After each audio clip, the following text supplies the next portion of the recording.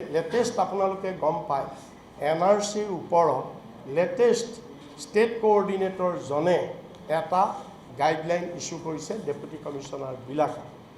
এই গাইডলাইনটোত এই ইনষ্ট্ৰাকশ্যনটোত কোৱা হৈছে যে যিবিলাক মানুহৰ নাম NRCৰ ফাইনেল পাব্লিকেশ্যনত উঠিছে আৰু সেইবিলাক মানুহৰ নামৰ বিপৰীতে যদি ভোটাৰ তালিকাত ডি ভোটাৰ বুলি চিহ্নিত হৈ আছে তেতিয়াহ'লে ইনষ্ট্ৰাকশ্যন দিয়া হৈছে যে NRCৰ ফাইনেল লিষ্টৰ পৰা সেই মানুহবিলাকৰ নাম আৰু তেওঁলোকৰ সতি সন্ততিৰ নাম কৰ্তন কৰিব লাগে।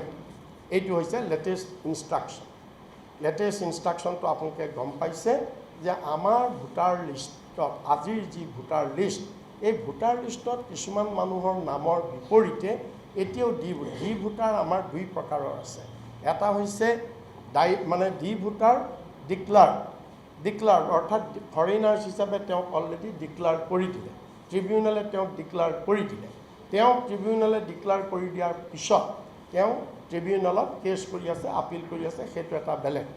আৰু এবিধ ডি ভোটাৰ হৈছে প্ৰশাসনে ইলেকশ্যন কমিশ্যনে তেওঁক ডি ভোটাৰ বুলি চিহ্নিত কৰিছে, কিন্তু আদালতে তেওঁক এতিয়ালৈকে ডি ভোটাৰ বুলি ডিক্লাৰ কৰা নাই। আদালতে তেওঁক ডি ভোটাৰ বুলি ডিক্লাৰ কৰা নাই।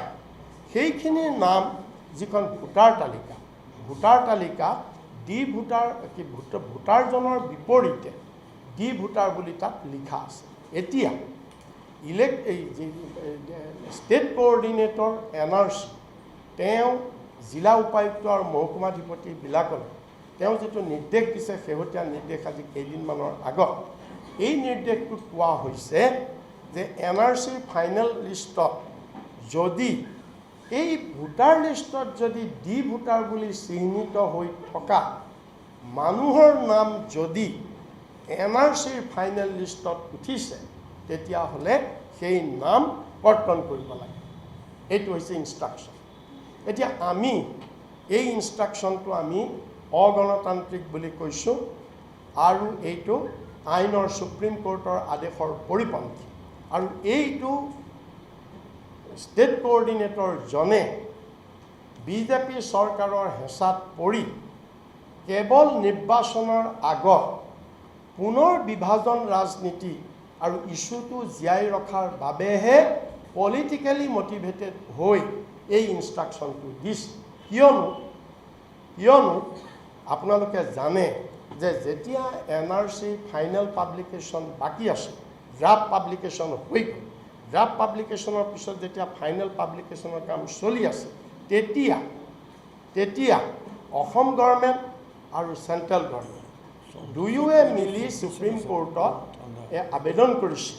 কি বুলি আবেদন কৰিছিল যে এই যিটো ড্ৰাফ্ট যিটো NRC হৈছে ইয়াৰ পৰা 10% মানুহৰ নাম ৰিভেৰিফিকেশ্যনৰ কাৰণে তেওঁলোকে বিচাৰিছিল।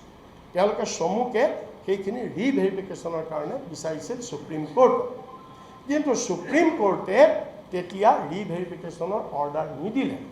আৰু সুপ্ৰিম কোৰ্টে ৰিভেৰিফিকেশ্যনৰ অৰ্ডাৰ নিদি গভৰ্ণমেণ্টক ইনষ্ট্ৰাকশ্যন দিলে যে ৰিভেৰিফিকেশ্যন হ'ব নোৱাৰে, তোমালোকে যেনেকৈ কৰিছা তেনেকৈ ফাইনেল পাব্লিকেশ্যন কৰা। আৰু সুপ্ৰিম কোৰ্টৰ সেই নিৰ্দেশৰ ভিত্তিত NRCৰ ফাইনেল পাব্লিকেশ্যন হৈছে। এতিয়া আমাৰ কথা হ'ল ইয়াত পলিটিকেলি মটিভেটেড কিয় বুলি কৈছোঁ, আমি এইকাৰণে কৈছোঁ যে NRC এতিয়াও সুপ্ৰিম কোৰ্টৰ নিৰীক্ষণত আছে।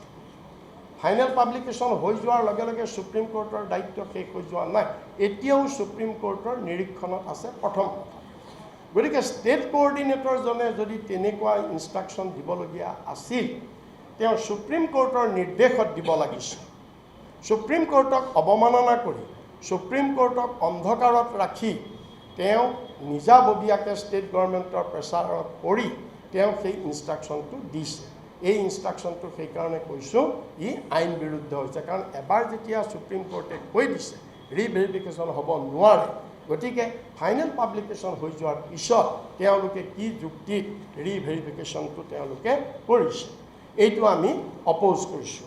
এইটো পলিটিকেলি মটিভেটেড কৰিছে, আমি সেইটো অপ'জ কৰিছোঁ।